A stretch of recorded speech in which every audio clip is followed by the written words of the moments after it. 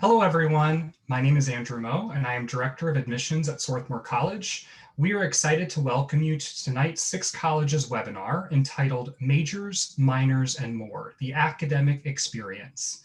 Tonight's agenda is packed full of great information from our six colleges. In the first 30 minutes, you will hear from faculty and students from Amherst, Bowdoin, Carleton, Pomona, Swarthmore, and Williams, representing different academic interests, geographies, ages, and identities. For the final 30 minutes, our panelists will take questions from all of you using our Q&A feature on Zoom. First, a few housekeeping items.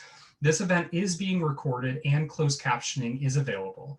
A recording of the session will be posted on sixcolleges.org. As many of you know, if you have tuned in with us, this is part of a long series of virtual sessions with this group of six colleges, starting in fall of 2020. If you missed any of the events, which covered a wide range of topics, you can also find recordings of those at sixcolleges.org. We also have some additional sessions posted for the remainder of this semester. Second, this event is in a Zoom webinar format, which means you can see and hear us, but we can't see or hear you. We'll be taking questions though, so if you'd like to ask a question, please use the Q&A feature and we'll get to as many as we can. Lastly, we understand that many of you are interested in one or more of our colleges. To learn more about us individually, we invite you to visit our respective websites to participate in our virtual programming. Tonight's program, along with all other six colleges programming, is meant to provide you with information about what it might be like to live and learn at a selective liberal arts college. With that in mind, we hope you will ask questions, but not about one individual college, but about our major themes tonight, such as finding faculty mentors, studying in intimate classroom settings, and pursuing research and other experiential learning opportunities within a liberal arts context. Now that we've gotten the logistics out of the way, let's meet all of our panelists. Let's go in alphabetical order, starting with Amherst.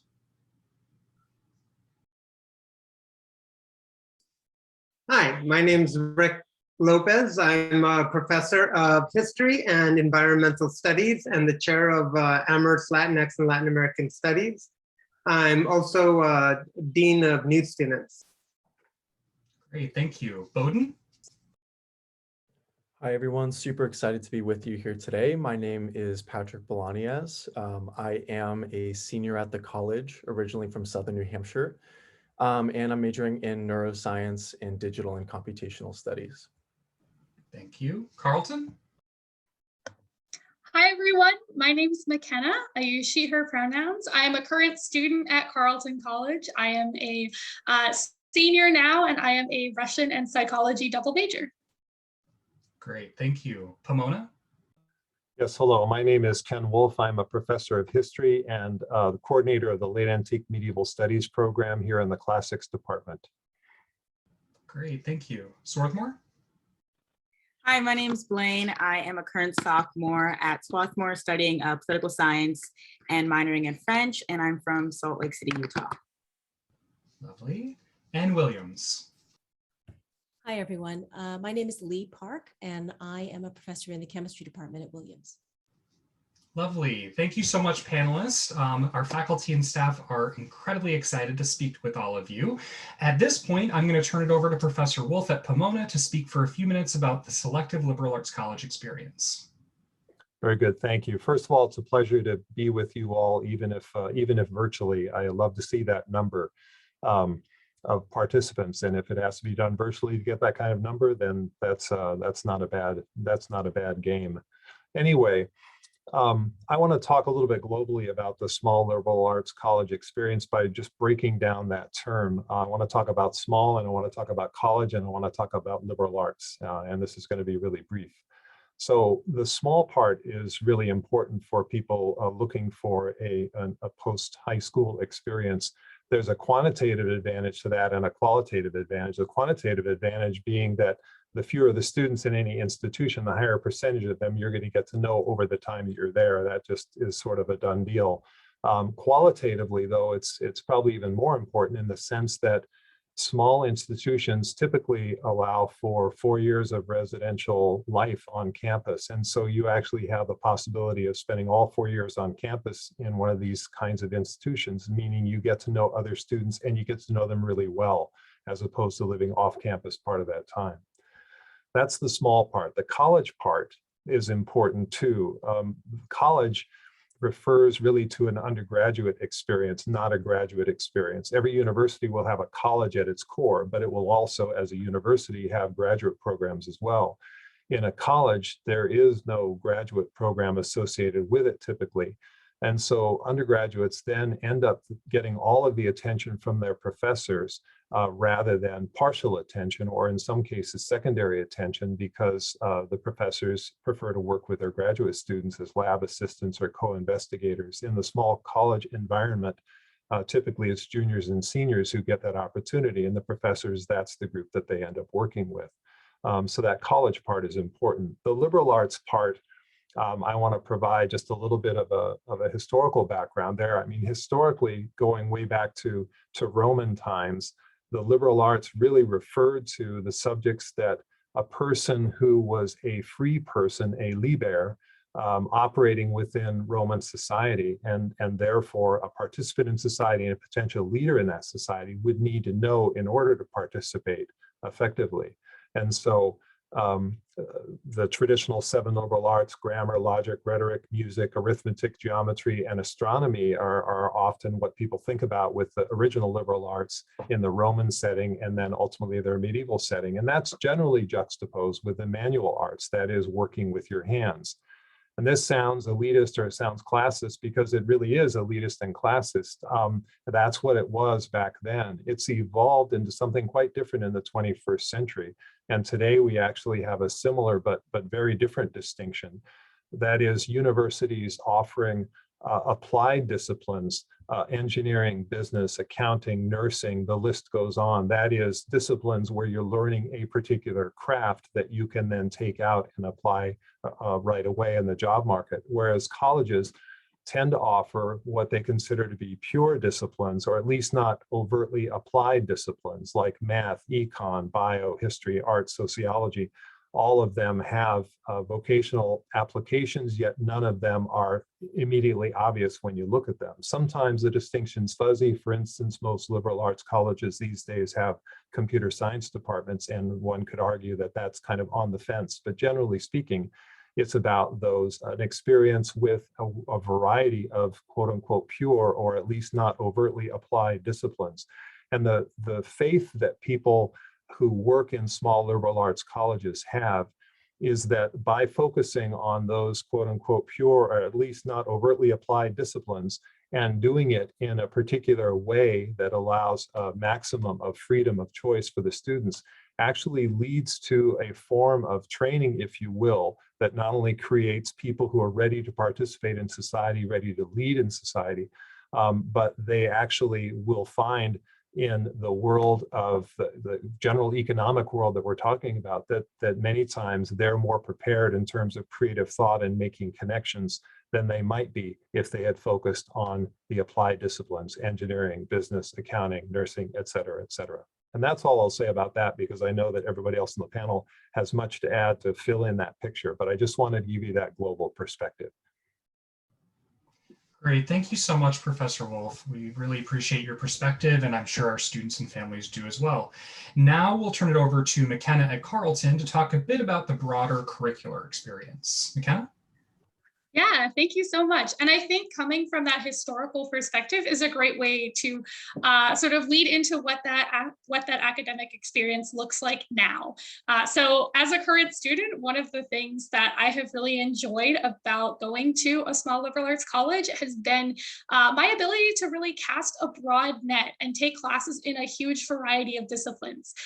Coming into college, The one thing that I knew was that I was excited to be here. And then I wasn't entirely sure what I wanted to major in right off the bat. So I really appreciated getting to try a lot of different things. I have since, as my introduction mentioned, found a couple of things to major in, but getting to try those different classes and really see what it would be like to intensively study something helped me feel a lot more comfortable committing to a major. And it's also something that I've found has prepared me in ways that I wouldn't have anticipated. So like I took a sociology course where I did a reading that I've been thinking about now as a senior 3 years later in conjunction with my political science courses and looking at historical perspectives or applying that sort of thought within my Russian class. So not only are you able to really like explore and find some new passions as well as build on your own, you're able to combine them in some really cool ways. That's what we talk about when we are thinking about interdisciplinary studies and things like that. And that's something that as I've continued to study, I have found it's really, really just so important in my academic career. Like I am currently as a senior taking a course in psychology that we're talking about some critical thinking skills that you can use when reading literature in an academic area of study that can be applied to any field. So having the ability to really focus on developing those skills and especially those critical thinking skills has helped me in all of the classes that I've taken. So it's very much a broad skill base as well as a broad general knowledge base. Right now, I feel like I could, engage to some level with a lot of different fields, not just where I'm specifically studying. So I really appreciate that adaptability. I found it has served me really well in my courses thus far, and can't speak too much about after graduation, of course, but it's something that I anticipate being really helpful in my professional life as well. So it's been a great experience. I found some really cool things and made some connections that I never thought I would. And that process has really helped me not just understand who I am, but also understand the world in a more deeper and more nuanced way. So I found it to be a really great experience overall academically, and I'm sure the rest of our panelists will hopefully will agree on that one. Yeah. Great. Well, thank you so much, McKenna. I think that's a good sort of foundation from a student perspective, right? And giving us that perspective. Now we'll hear from Professor Lopez at Amherst, who will talk a bit about how our liberal arts education compares to maybe more larger selective universities. Right. So I've had the pleasure of teaching before Amherst. I taught at an R1. I also taught at an Ivy League university. And I think they're all great experiences, but they are really different kinds of experiences that you could gain. And they're some of what makes a small liberal arts, a selective liberal arts special is the room for exploration that McKenna pointed to. This ability to really get enthusiastic about things, discover new things. In a liberal arts college, you really learn to learn. And that seems like a weird thing to say, but it is. It's turning students into helping them discover their passions so that they can move from sort of consumers of knowledge, people who just learn to do something, to people who learn to conceive of the world in new ways and create new possibilities. That really does happen at a liberal arts college. And some of the things that make that happen is the close colloquy that happens, that is created between students and faculty and among students. The small classes. In all these schools, you're going to have small classes and you're going to have the ability to really engage in sustained debate and learning. You're going to get opportunities to work closely with faculty members, to get to know them, become research assistants, find opportunities. They learn what your interests are. They help you find more opportunities. There's no graduate students that you're competing with.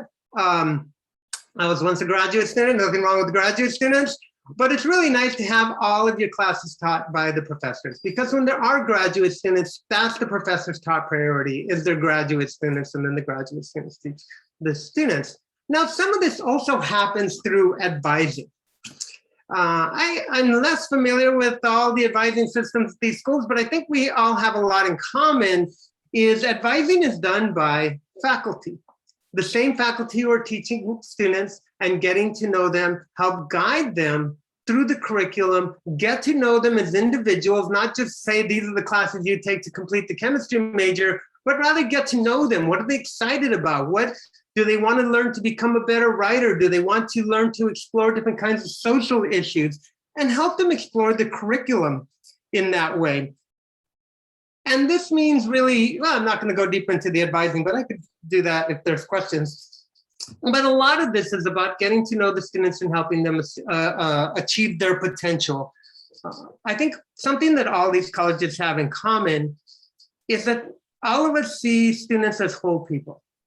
And to thrive academically, a student needs to thrive in their whole being, in their whole life. And these colleges are really set up that way. Advisors get to know students, faculty get to know students, and everyone's watching out for each other and sharing enthusiasms and helping each other learn and grow in all kinds of authentic and exciting ways.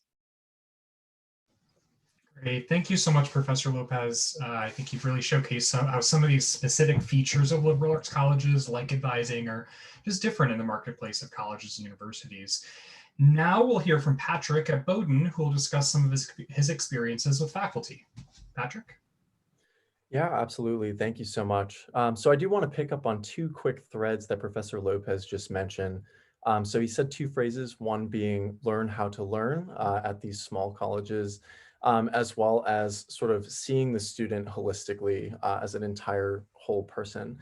And I think that one of the ways that you're able to sort of really lean into those two ideas is through those smaller classes. You're really able to get individual attention from your faculty members. So learning who you are as a student, maybe what your strengths are coming in from high school, and maybe what you need to work on. And they're able to sort of meet with you, make sure you are, keeping up on classwork. They're able to point you to resources that you might need to sort of close those gaps. And in turn, you sort of see an increase in participation within classes because students feel seen. And so through that small dynamic, we start to not only see, a system that really cares about students as individuals, as whole people, but also we start to see a system that cares about the community that's fostered in the classroom and across the college campus. And so, I think that not only does this happen in the classroom, but you sort of have those experiences fall out of the classroom just naturally, given the size of our institutions and sort of the philosophy of the liberal arts. And so in some ways that's in things like office hours, but also it's in other settings. So it could be in dining halls, it could be, on, a college's given quad, right? They might be attending the events of their students or things along those lines. But through all that different contact time and all those different, venues, if you will, you're able to foster those close relationships with faculty that can sort of take the form of a mentorship. And so, it's different for each individual student at each school, and it's different across each of our colleges. But I know I personally have been very lucky to find someone who's taken interest in me and really sort of given me a spark in my learning. My sophomore year, I was, working in the summer, but I was thinking about an idea that I was really excited about. And so I shot this email to a professor I've never had before in a department I've never taken a class in. But I proposed an independent study with him, and he hopped on Zoom at the time before Zoom was trendy, and we really hit it off. He was really excited that I was excited in his work, and so he took me on as a research assistant. And from that time, we really developed like this long-term relationship where I've been able to do research with him a couple of semesters in a row. We've attended conferences together. But also, I've been able to go over and have dinner with his family and sort of lean into that sense of community. And you find that, a lot of students in their own way will try to find that sense of mentorship, that sense of leadership. They can use that to find a path that really fits them. So for me, it was more towards graduate school, which is where I'm heading, next year. But for other students, it might be other pre-professional tracks. It might be going right into the workforce. It might be going into the military. But these are folks who are experts in their field, but they're also great people, associated with the community. And so through those small class sizes, through faculty that care, you're able to have a vibrant community where we're able to do those things that McKenna was mentioning with critical thinking, tackling challenging ideas. So I think, that's probably where I'll stop for now, but I think, that smaller size and that sense of community really can lend itself to some amazing experiences. Great. Thank you so much, Patrick. Now, Professor Park at Williams will discuss some research opportunities for undergraduates across the curriculum. Great, thank you. So I think a lot of what I'd like to say actually echoes many of the things that the speakers before me have already highlighted. I think that it may not be obvious to students that a small liberal arts college would be a great place to study a STEM discipline, a science discipline. I'm glad that Professor Wolf reminded us what the classical liberal arts are, because of course that included things that we would recognize as math and science. And in fact, a small liberal arts college, turns out to be a fabulous place to pursue STEM interests. So for students who know that that's the direction they want to go, that there are actually wonderful opportunities. I would say at a school like Williams, and I suspect it's similar at a lot of our institutions, I think we have more than 40% of our majors actually do pursue majors in the sciences. Many of our students pursue double majors. I don't want to suggest that they're not also pursuing the humanities and social sciences with equal interest. But some of the things that are really, I think, special about doing science-related work in a small college environment has to do with some of the things that other people have already mentioned. That is the very close relationships that faculty and students develop. So for instance, other people have already mentioned that your courses are going to be taught by faculty, right? There are no graduate students or postdocs who are going to be teaching your classes. And in a research lab, you are also going to be working directly with your faculty. And that's not necessarily something that is the case at a bigger institution. One of my thesis students this year, for instance, spent a summer doing research at a bigger institution. And I warned him before he left that he might not ever meet the professor. And in fact, he came back and he had one conversation with the professor for the entire summer. Whereas, I work full time with my students. I had 4 or 5 research students in my lab this summer. I work with them all day. I train them on everything. There's no layer of graduate students or postdocs somehow doing that training for me. Other kinds of things that I often tell students who are sort of trying to decide between a bigger institution and a smaller institution for science-related work, for instance, is that, just to take an example of a particular scientific piece of equipment, an NMR spectrometer, which is a real workhorse instrument in a chemistry department. And a school like Williams, and I suspect all of these other schools, has an NMR. And a bigger institution might have half a dozen, but as an undergraduate student, you would never be allowed to touch it. Whereas my students get trained on that instrument in the first 3 days that they're in my lab, and they get to work on that equipment as well as all the other instrumentation that's available to them, hands-on, again, without anybody else mediating that. And I think that, the faculty who've chosen to pursue their careers at a small liberal arts college have done so because they know that they can pursue very serious research. We have tremendous instrumentation. We're very well equipped. So we can pursue, very sophisticated questions and topics, but we can do that with undergraduates. And we get to teach our undergraduates. We get to know them all, very well. And I would say, this is also something that somebody else was mentioning, in a sense, the line between classroom teaching and advising and research mentoring, those get pretty blurry, right? I know a lot of my students very well. I advise students who are not in my courses. I advise students who, do not think they're interested in chemistry, but I get to know a wide range of students, and I can help them see connections that they might not have seen. And that's one of the real joys for me as a faculty member in this kind of institution. And I think that the thing that is really an advantage for students pursuing something like a STEM discipline is because it's so easy to pursue other interests as well. Our students really do learn to think very creatively and to think about any given question from a multiple set of perspectives. And it allows them to be very creative in the way that they approach problems and the way they think about any new problem that comes their way. And that's one of the things that we hear from our graduates when they go off to graduate school, for instance. They find that, they do have a different perspective than some of their peers who have come out of bigger institutions where maybe they had to choose a little earlier sort of what discipline they wanted to study, perhaps, to the exclusion of something else. And so that's a real advantage, I think, that comes with being at a small college like this. Great, thank you so much, Professor Park. And finally, Blaine from Swarthmore will talk a bit about her experiences pursuing academic opportunities beyond the classroom and how this applies across our 6 colleges. Yeah, thank you. So I am currently in a mentorship program called the Richard Rubin Scholar Program, which basically invite students to, well, they're nominated by faculty and they're from traditionally underrepresented backgrounds and maybe also first generation low income, and they're given a mentor to guide them through from their sophomore year onward. So I have a mentor in the political science department, and we meet outside of the classroom all the time. I currently don't have a class with her. I did these past 2 semesters, but no longer. And we went out to lunch last weekend. I have a standing office hour with her every Thursday. And I think it's really valuable to have a professor that's in your corner. Patrick kind of touched on this earlier, but I do want to reiterate that point, that coming in here, especially as a freshman in the pandemic, I was really nervous about, what kind of people I'm going to be meeting and how I can use this experience at Swarthmore and of course at a small liberal arts college in general to push me forward into my future career. So luckily I found a professor who's interested in exactly what I'm interested in. Currently I have an internship that is pretty challenging since I'm the only undergrad. And so she's given me lots of pointers on how to navigate that space and maneuver through that and how best to use my time with that.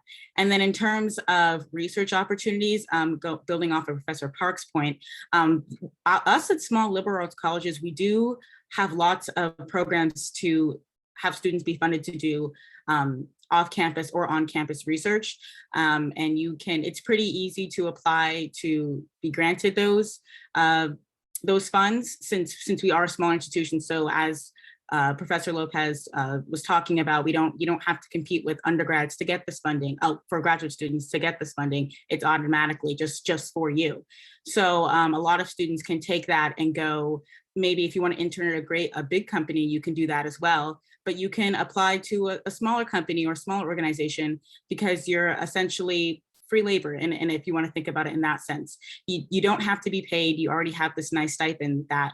So because of that, like research or job opportunity, you are able to maybe even get a full-time job offer the next year, or better yet, even just resume build or just gain experience in your field. That I think is pretty important. Thank you so much, Blaine, and all of our panelists for sharing your perspectives about our 6 colleges and how impactful this education can be for our students listening. Now we are right on the money here at 8:30. We will turn to the second half of our program, which is our Q&A section. So just a reminder that you can pose questions using the Q&A feature in Zoom. Please note that we are going to prioritize questions about tonight's themes, and if you have questions for individual colleges, we hope you will reach out separately to those colleges. So our first question, I'm going to ask Professor Park, do you find that, and this is posed by one of our students here, do you find that a liberal arts college, in contrast maybe to a university with more applied disciplines, is a better environment to pursue a double major? Let's see. Well, that's a good question. I guess I think that probably is the case because, at a school like ours, we recognize that our students are coming in with a really wide range of interests, and our whole curriculum, campus-wide, is structured with that in mind, right? And so, in fact, I think it's not difficult for students to pursue a double major. And I should also say that when our students double major, it's not that they double major in chemistry and biology, certainly some do, but our students double major in chemistry and philosophy and biology and economics, right? I had I had several research students in my lab this summer. One was a philosophy major. He's not a chemistry major at all. So that's really common, that we have students pursuing what seem like very disparate areas. And one of the things that's enormously inspiring is watching how they bring those different areas together. And I think one of the things that can happen at a bigger school, and particularly in more applied disciplines, as Professor Wolf was talking about, sometimes those schools, majors in some of those programs are really very much directed towards a credentialing, right? So that you're going to be ready to go out and practice some field. And so that may mean that there are, much larger number of courses required to obtain that credential, which may then preclude you from actually being able to pursue in a serious way, another interest. So I think that is definitely a difference at a small college. Great, thank you so much. Our next question will be for Patrick. What is the typical class size at a liberal arts college? And what's the value of small class sizes at these 6 colleges or at selected liberal arts colleges? Yeah, thank you so much for that question. I'll first start by saying that I can't speak for the specific statistic at all of these different schools, but it tends to be between 16 and 20 students. I'll say that, traditionally you would find that some intro level classes will be a little bit larger, and then your more 2,000, 3,000 or intermediate advanced level classes, depending on how the numbering system works, tend to get a little bit smaller and more intimate. But I would say across the board, just given the average, they're all very small in general. So I think the best way to sort of answer this question is maybe through sharing some of my experiences and then maybe generalizing to some of the other schools. I found that not only are those small class sizes, a space to develop those relationships as I was harping on earlier, but it also allows you to do some really exciting work. So as I mentioned, I'm a neuroscience and digital and computational studies coordinate major here at Bowdoin. And in one of my neuroscience classes, we were able to do novel research just because the class size was small. So she was able to sort of understand where each of us were coming from in our lab space. She was able to have a lot of contact time. I believe it was Professor Park who was talking about how students were able to, get one-on-one sort of support in learning some really extraordinary techniques. And for me, I learned how to do EEG in neuroscience to sort of record brain functions. And so, through those small class sizes, you're able to have professors who, can teach classes they're really excited about, get really deep into, a topic of interest, and really sort of have that critical dialogue between students to produce something rather than just always lecturing at someone per se. And so I'd say like those small class sizes lend themselves to being a really active space, right? And it depends on the discipline, but given that students have all these varied experiences, for example, that philosophy major in a chemistry lab, or a sociologist in a math class, we can really have those critical conversations where we can push the knowledge of whatever we're discussing forward. So, without those small spaces, you could have all those people in a room with all those different backgrounds, but you might not be able to benefit from all those perspectives. Whereas when you're in discussion, you can have those on full display. And sometimes there's a misconception that that environment lends itself only to, the humanities and sometimes the social sciences.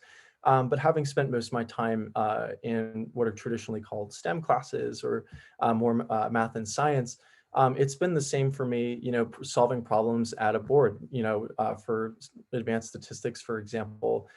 We have people who are coming in with different backgrounds in terms of how do we ask this question? How do we account for this sort of variable and things along those lines? And so having that interdisciplinary nature coming in a space that's set up to sort of benefit from it has really pushed my experience beyond what I could have imagined at a small liberal arts school. Great, thanks, Patrick. McKenna, do you want to add anything? Yeah, I totally agree with what was said about the small classes. I found that having those discussions with that people from different backgrounds has been so valuable. Just 2 days ago, I was in a political science course with a physics major, and we were talking about the concept of power. So we drew on physics and chemistry to think of different ways of conceptualizing that. Also, as a student, having those smaller classes is really helpful for allowing some individual interaction with the professors. I know that's something we've talked about a little bit at this point, but definitely I want to underscore how helpful it is to have a professor who can really know you and know what else is going on in your life. For an example, I study languages, and they know how many siblings I have for example, because that's one of the sentences that you practice over and over again. And so, really knowing people, having people who know when to push you and when to help you has really, that's supported my learning in a huge way. So that student community and really being able to get to know your classmates as well as getting to know your professor individually are some huge benefits to the smaller classes. Great, thank you. And we'll ask a couple of questions, kind of the same topic, but first I want to focus on jobs and careers, and second I'll focus on more maybe graduate opportunities, fellowships. So first I'll toss it over to Professor Lopez. Concerning jobs after graduation, what is the advantage, maybe from your perspective, of going to a liberal arts college over a typical four-year university? It's a great question. I mean, there's a lot of different things, but I'll focus on 4 things that a liberal arts college will allow you to do in terms of finding jobs. And when I talk about this, there could be medical schools. These schools have some of the best admission rates to medical schools, and they have it for a reason. The same is true for business schools, graduate schools. But often our graduates end up doing jobs that they didn't even know existed, right? And how does this happen? How do they come to do these things that they never even knew such a job and that thing was out there in the world? There's at least 4 things. One of them is writing. You can't hide in a liberal arts college. You're going to be practicing writing all the time. When you go out in the real world, one of the things that you're going to find is most people in the world are not very good writers, and you're going to rise fast when you enter an organization and they're like, hey, Blaine can really write, right? She knows what she's doing. And then you find yourself finding one opportunity or another. And this doesn't matter if you're in a sort of more social science field or you're in the science field. If you're in science, you're writing for the public, you're writing for grants all the time. So you need to know how to be a good writer and how to use writing, not just compelling, but as a tool for thinking. And that is finely honed across the courses in the liberal arts. The second thing is, and this is returning to something I already talked about before and that Patrick referred to, is you learn to learn. You could dive into an organization. You don't need someone to sit there and train you how to do every single thing in that organization. You spent 4 years diving from one class into another, into a specialized anthropology class, even though you never even took anthropology before. And you could figure that out. You could teach yourself what you need to know in whatever situation you find, and you're going to come at it from a new angle. Because one of the things that you learn, and there's the third one, is you learn to take large amounts of information and you ask creative questions about it that lead to insights that wouldn't emerge to someone who was narrowly trained, right? Someone who had not engaged in that kind of exploration that you do over 4 years of a liberal arts college.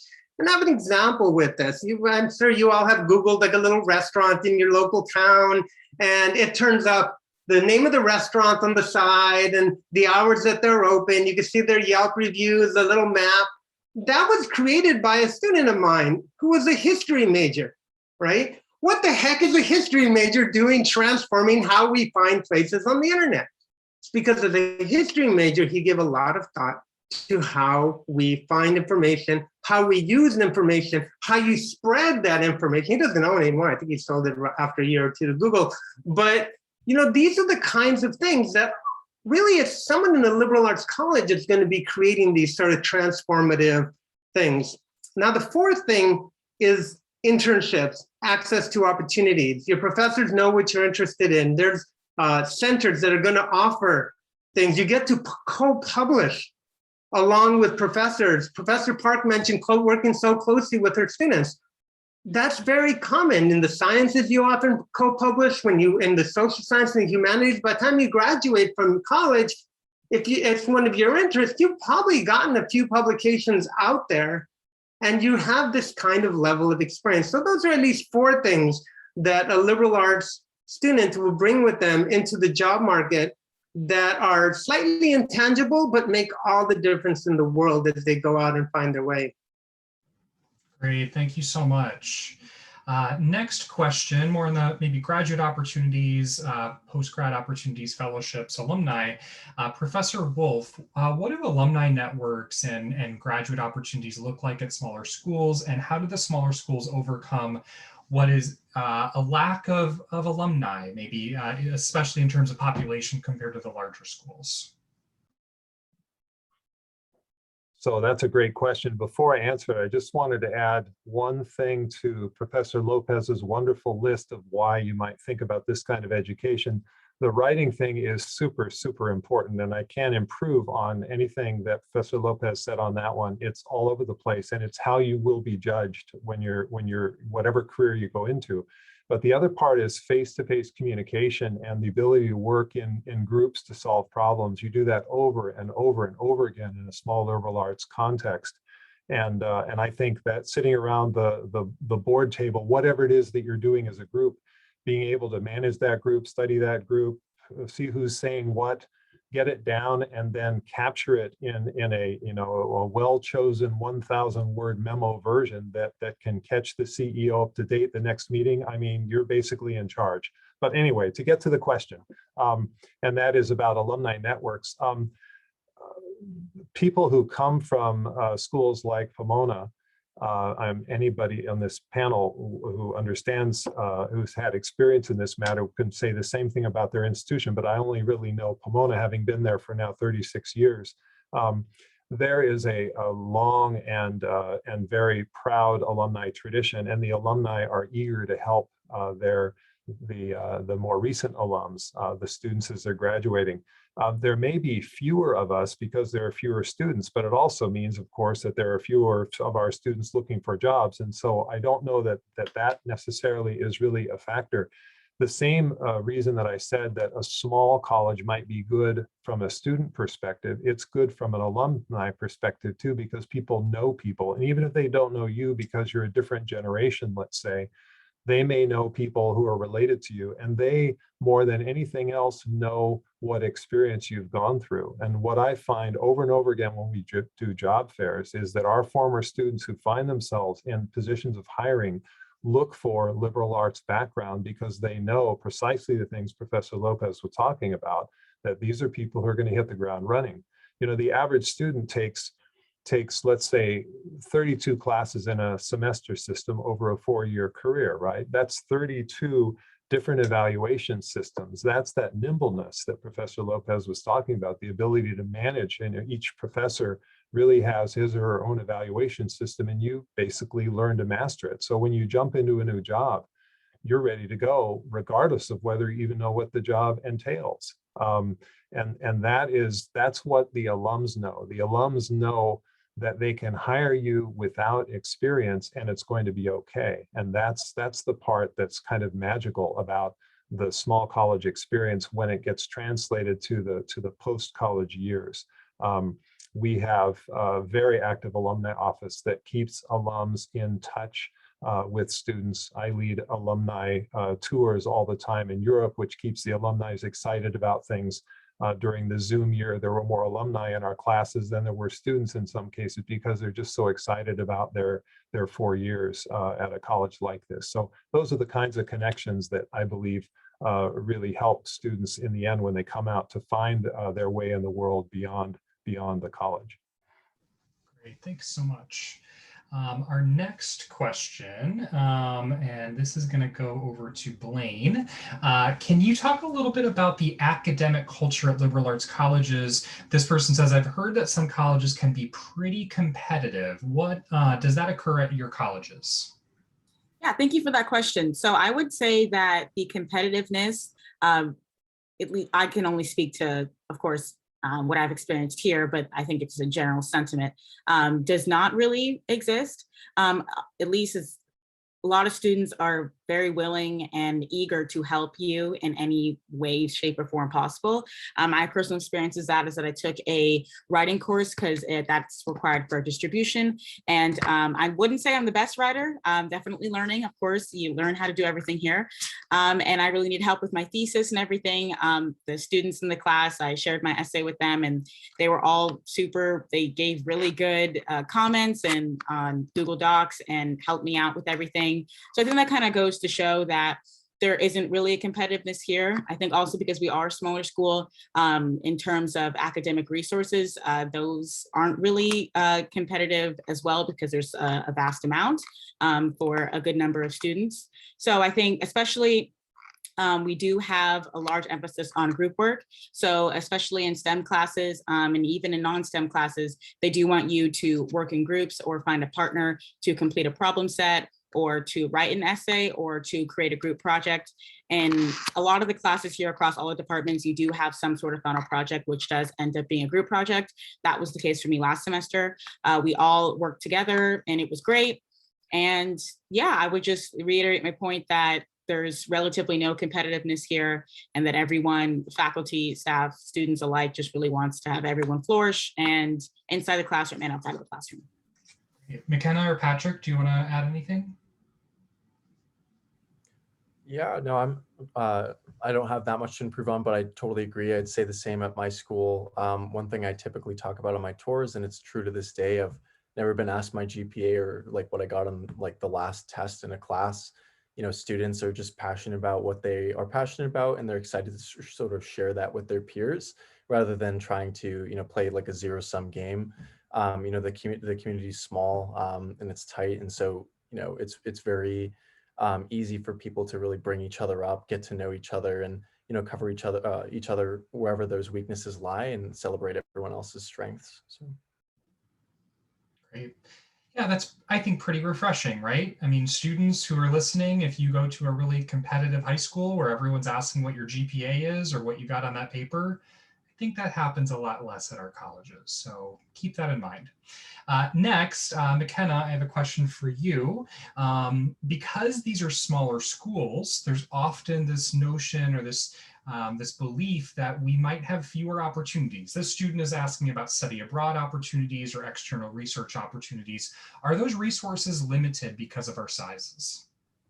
Yeah, so in my experience, I really haven't felt that way at all. Unfortunately, I wasn't able to go abroad because of the pandemic, but I received a ton of support when I was applying for that program, when I was applying for the visas and doing all the paperwork that went along for that. So I found that, yeah, I had access to tons of different opportunities. And not only that, but I also had some really great personalized support that helped me not just, you know, prepare for the program as normal, but also when things got thrown up in the air, I really had people that I could talk to about that, and people who could help me figure out the logistics of that. So study abroad, definitely, I think there are still tons of opportunities. Almost everyone that I know has either had the opportunity to go abroad or actually been. So it's something that I don't think you need to worry about being limited. In terms of external research opportunities and resources for that, I know we were talking a little bit earlier about like funding for opportunities. That's also something that is really widely available that a lot of students take advantage of. So I think it's definitely not really a limiting factor. And like I have used resources like that personally. I had a summer opportunity that was funded by my school that there wasn't really an application process for that, right? I just said, hey, I have this really cool opportunity, but I need a little bit of extra like support in like my application or my financials and things like that. And they were able to give me a hand with that. So definitely, I think you'll still have plenty of access to these opportunities. And like people have pointed out, you're not going to have to be competing with grad students for them either. So I think that's a really big piece of that. So definitely, I think study abroad, research opportunities, and just resources in general, I do think that we have plenty of them. I have not felt in my experience at any point that there's been limited resources or my ability to access these opportunities has been restricted in any way. Great, thanks, McKenna. All right, next, Professor Park. This is a very good question. And I'm going to read it almost verbatim on how the student posted. A lot of graduates from the 6 colleges present here end up going to Ivy League universities, Ivy Plus, top selective universities for their master's or doctorates right after their undergrad at your institution. That has always confused me, this student says. Why not just go to the Ivy League institution after high school if that's been the destination from the start, especially when those Ivy League universities tout a, quote, liberal arts core for undergrad? What would you say to answer that? Okay, great. So that is a great question. So I guess I would say a couple of things. So first of all, I think what you're looking for out of your undergraduate years and what you're looking for out of your graduate years are actually quite different. And so that's a really fundamental piece. And I think kind of this notion that the goal is the Ivy League, it really depends on what stage of your education you're in and what you're looking for. So, so for one thing, I think for a lot of students, they're not at all sure they want to go to graduate school yet. And many of our students don't. I think for all the reasons that other people have articulated in terms of really developing a close relationship with your faculty mentors, figuring out if further graduate study is really what you want to pursue and really understanding why it is you might want to pursue that, that's something that, again, those relationships with the mentors and that you can develop at a small college can be incredibly beneficial in trying to figure out for yourself what it is you want to do. Another piece that I would say is, graduate work, so I'll speak for my discipline in chemistry, is quite focused, right? It's not a broad experience at all. You work for a particular research group on a particular research project. And in fact, your advisor does not want you thinking about anything else. They are paying you to do that work. You are not supposed to be taking classes in philosophy at the same time. You are being paid to do that work. So a graduate research experience, while incredibly beneficial if you want to go forward in that direction, is very, very narrow, right? And so that's, it's a very different kind of educational experience than the kind of undergraduate education we're talking about. Now, you're quite right that a lot of the big research universities will say that they have a liberal arts core as their undergraduate experience. And that is true, I think. But the teaching can be quite different in some respects. So, in a big introductory chemistry class, and I think a lot of other disciplines at a big institution, you are not being taught by the professor. You are being taught by first-year graduate students. So that's a very different experience, right? That is, you're being taught by somebody who isn't trained or has years of experience in teaching. So that is quite different. And I think there's also a difference in terms of I tried to say something about this earlier, there's a difference in the emphasis for the faculty member as well. Certainly at a research institution, you're going to find some faculty who are tremendous teachers, absolutely. But at the same time, a huge part of what is most important to their universities is their productivity in a research lab, for instance. And so in some cases, you may actually find that there are faculty who are much stronger researchers than teachers. And that may in fact be, what that institution is interested in. But at these small liberal arts colleges, there are no graduate students who are going to be doing the teaching, right? I am doing the teaching in my chemistry classes. And I have chosen to do this. I really love that teaching, right? And we spend a lot of time talking about pedagogy and thinking about, how best to serve our students. So I think that the, undergraduate education and the graduate education are actually, quite different in terms of what you might hope to get out of that. And I would say I also spent a lot of time with my students who are thinking about graduate school, helping them understand like what they should be looking for in a graduate school in terms of what you actually want. And at least in chemistry, it's not necessarily the case that you want sort of the fanciest sounding name, right? It's a particular kind of research you want to do, and figuring out where to find that is not necessarily the same thing as just going through a list of the schools that sort of sound like, have the number one name. So it's a different kind of thing that you're looking for. Great, thank you. I might skip around a little bit here. We just have a few minutes left. Professor Wolf, I'm going to ask you, are majors with fewer students in them typically given less funding or resources? And how are these resources distributed across different types of students? That's an excellent question. Any question that has to do with resources is an excellent question, and coming from somebody who is applying to a school, that's generally not the first thing that that a prospective student looks at, but it probably should be right in the top 2 or 3 considerations, because schools with lots of resources, small or large, will have more to offer their students, is what it boils down to. But in answer to this very specific question, the way that funding works around the typical college that's been around for decades, more than a century, all of these schools fall into that category, is that people along the way have donated money to that college, and typically they've donated it to a program or department within the college. So some of our oldest and I guess say least attended majors these days have kind of the deepest pockets in terms of restricted funds that have been given to them to use in ways to help students in their particular discipline. The newer ones, some of them that have emerged that might be more popular in terms of students, have not been around long enough to attract that kind of attention. And so there's kind of a balancing act that most of the schools play in terms of finances, and that is funds that are generally distributed and controlled by the college are used to make up for the more private funds that the individual department will have. So the classics department that I'm involved in and the history department I'm involved in have very generous funding for outside speakers. They have very generous funding for individual undergraduate research. We can't possibly use up the money that we have with the numbers of students that we have asking for it. And that's just the way it is with endowments that are typically narrowly defined. They're often defined in ways that are really useful for a particular student who's interested in something. And they might find that there's a real gold mine waiting for them and research opportunities every summer that are fully paid for simply because they've picked a department like that. So it's not about popular or unpopular departments by any means.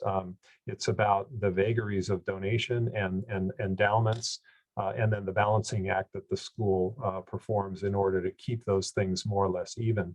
We've had, science students, generally speaking, have had more access traditionally to summer monies than non-science students. And so at my institution, and I'm sure this is the same across the board, we've worked hard to define what we mean by summer research projects so that it will be possible for students to do independent projects, because most humanities and some social science professors don't use students the same way that, for instance, like Professor Park would in a chemistry lab. We don't need 6 students doing our work. I would have to have students that knew Latin, to be able to help me, and that's unlikely it's going to be at the level to help me. And so they do independent projects that I oversee from a distance, and they work on them during the summer either here or elsewhere. And there's been a real push to make sure that the students who are the least scientific oriented students have access to similar kind of funding. Great. Well, thank you so much. We're at the tail end of our session today. We want to thank Professors Lopez, Wolf, and Park, as well as our students, Patrick, McKenna, and Blaine. We certainly appreciate your time this evening. I want to plug our 6colleges.org sessions coming up on Monday, October 18th. We'll host Beyond the Classroom, Real Talk with Students and Campus Advisors. You can register at 6colleges.org. And then it's National First Generation College Student Day on Monday, November 8th, and we'll be hosting a session for that. We also have some sessions for international students and recordings. So we invite you to 6colleges.org. Thank you so much for attending, and thank you to the panelists and all of our helpers behind the scenes. We certainly appreciate it, and have a great night, everyone.